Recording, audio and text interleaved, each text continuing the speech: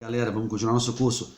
E isso não quer dizer que ele decidindo uma medida cautelar, tá certo? Ele não significa a confirmação da inconstitucionalidade, gente, ou da constitucionalidade, tá certo? Com efeito vinculante. Vai ser precisa a confirmação lá do Pleno do Supremo Tribunal Federal. E aí o indivíduo não quer cumprir, a União, o Estado, DF, município, aí entra o que nós chamamos da Instituto da Reclamação, para garantir a decisão do STF, tá certo? Principalmente nas súmulas vinculantes, artigo 103, a linha A, inciso parágrafo 3º da Constituição Federal. Tá? Eu estou colocando para os senhores que, e aí, quem são os legitimados para entrar com a ADI? Tá? ADI não, a reclamação. Os legitimados são todas as pessoas que estão dentro do processo de ligação com a lei e que estão com desobediência a essa lei. Então, isso é muito interessante, tá certo? Então, a reclamação, ela tem uma natureza jurídica de ação, para Ponce de Miranda. Outros recursos, outros remédio em comum, outros incidente processual, medida de processual de caráter excepcional, é um provimento mandado de natureza constitucional, tá? Então, você tem aí o que nós chamamos de reclamação do verdadeiro exercício constitucional de direitos de petição aos poderes públicos, em defesa de direito ou ilegalidade ou abuso do poder. Por isso que a reclamação é importante no controle abstrato de constitucionalidade. Tá certo? E aí agora nós explicamos um pouco na ADI, explicamos um pouco a ADI e os seus legitimados. Agora nós vamos para a ADC, que funciona da mesma forma. O que é a ADC? Ação declaratória de constitucionalidade.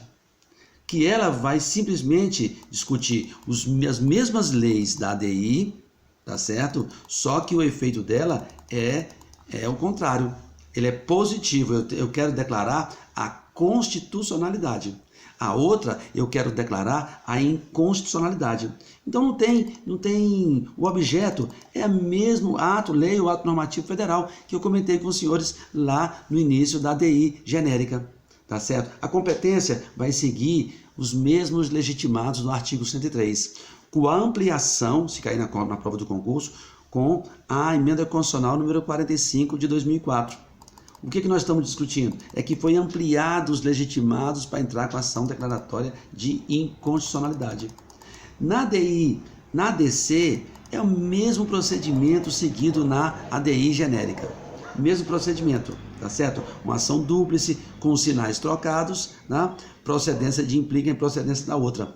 Porque se eu estou pedindo com a ADC, eu quero a confirmação da constitucionalidade da lei, porque muitos juízes, promotores, procuradores, administração direta podem achar que aquela norma é inconstitucional.